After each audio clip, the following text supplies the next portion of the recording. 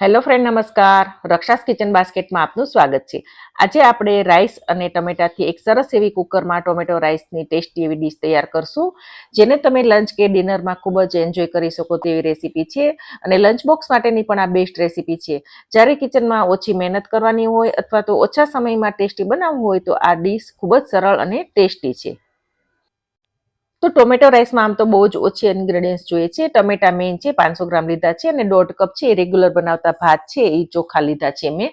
અને ટમેટા મેં આજે દેશી લીધા છે, તો દેશી અવેલેબલ થઈ જાય તો આપણે વધારે એ લેવાના છે. અને 2 ડુંગળી છે, તો એની સામે મેં 4 નાના ટમેટા અને 2 મોટા ટમેટા લીધા છે. 2 મોટા ટમેટા છે એની આપણે ગ્રેવી તૈયાર કરવાની છે, તો એ રીતે આપણે એની ગ્રેવી તૈયાર કરીશું. તો પેલા આપણે ભાતને છે એને બરાબર આપણે ચોખાને ધોઈ લેવાના છે 3-4 પાણીએ. તો 1.5 કપ મેં ચોખા લીધા છે, તો એને પેલા આપણે સરખી રીતે વ્યવસ્થિત રીતે ધોઈ લેશું.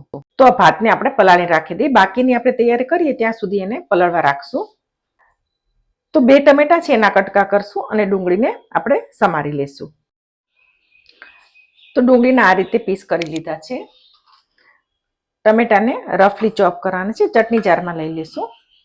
એમાં નાનો એવો આદુનો ટુકડો છે, 8 કળી લસણ છે, થોડી મોટી છે કળી, 1 ચમચી છે સાંભાર મસાલો છે,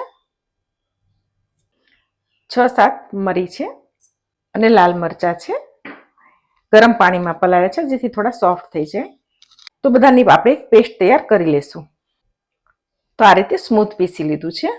ટમેટાના છે એને આપણે 2 ભાગ કરી લેવાના છે, ખાલી આ રીતે.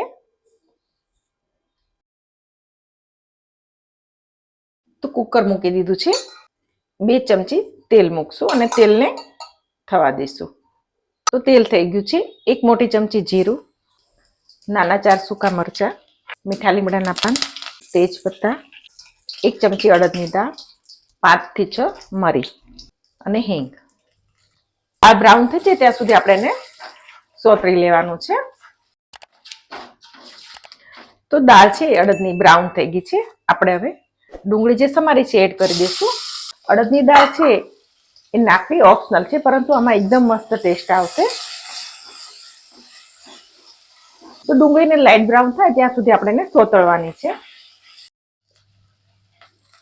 તો 5 મિનિટ જેવું થયું છે અને આપણે ડુંગળી થોડી બ્રાઉન થઈ ગઈ છે.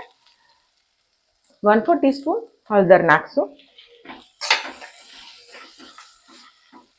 અને આપણે પીસેલો ટમેટાનો પ્યુરી આપણે એડ કરી દઈશું.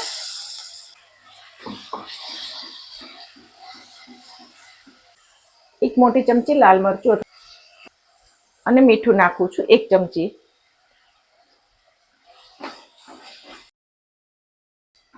એકદમ મસ્ત બને છે. તમે લંચ કે ડિનરમાં એને તમે ખૂબ જ એન્જોય કરી શકો એવું આ પ્લેટ બને છે. અને સૌથી બેસ્ટ વાત એ છે કે ઓછા ઇન્ગ્રેડિયન્ટ્સમાંથી બહુ ઝડપથી બની જાય છે. તો આપણે એને પ્યુરી નાખી છે, તો આપણે હવે એને સોતળવાનું છે થોડી વાર માટે. 5 મિનિટ માટે આપણે એને સોતળી લેશું. 5 મિનિટ જેવું થયું છે, તો આપણે ટમેટા એડ કરી દઈશું. 1 ચમચી ઘી એડ કરશું. પેલા બધું બરાબર મિક્સ કરી લઈએ. એકદમ મસ્ત ડીશ બને છે. આ સાઉથ ઇન્ડિયનમાં આમ તો વધારે બનતા ડીશ છે. તો એમાં મેં સાંભાર મસાલો અને અડદની દાળ એ 2 વધારાનું મેં મારી રીતે એડ કર્યું છે, કારણ કે મારા ઘરમાં વારંવાર બને છે અને આ બંનેનો ટેસ્ટ છે એ વધારે આ ડીશમાં સરસ લાગે છે. ધાણા ભાજી એડ કરી દઈશું. તો 1.5 વાટકી જે ભાત લીધા છે એ એડ કરી દઈએ. તો બધું મિક્સ કરી દઈએ. તો ભાત નાખ્યા છે તો આપણે એને 2 મિનિટ માટે ખાલી સોતરી લેવાનું છે. તો આપણે મીઠું તો નાખી દીધું છે, પણ થોડું ઓછું પડશે ભાતના કારણે. તો આપણે 5 ચમચી જેટલું બીજું એડ કરી દઈશું. પાણી એડ કરવાનું છે. આપણે 1.5 કપ ભાત લીધા છે, તો એનું ડબલ એટલે કે 3 કપ આપણે પાણી રેડશું. આ 1 કપ છે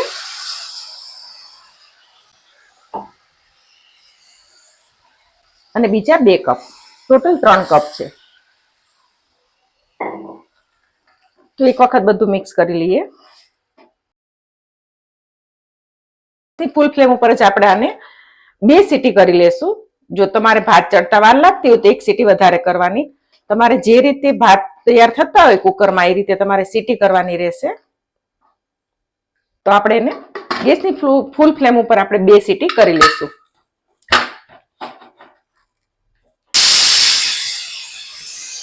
સીટી થઈ ગઈ છે, ગેસની ફ્લેમ બંધ કરી દઈશું. તો આપણે કુકર ખોલી લેશું.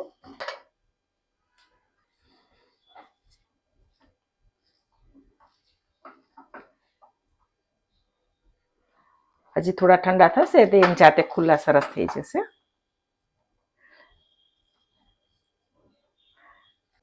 એકદમ મસ્ત તૈયાર થાય છે. તો આપણે એનું પ્લેટિંગ કરી લઈએ.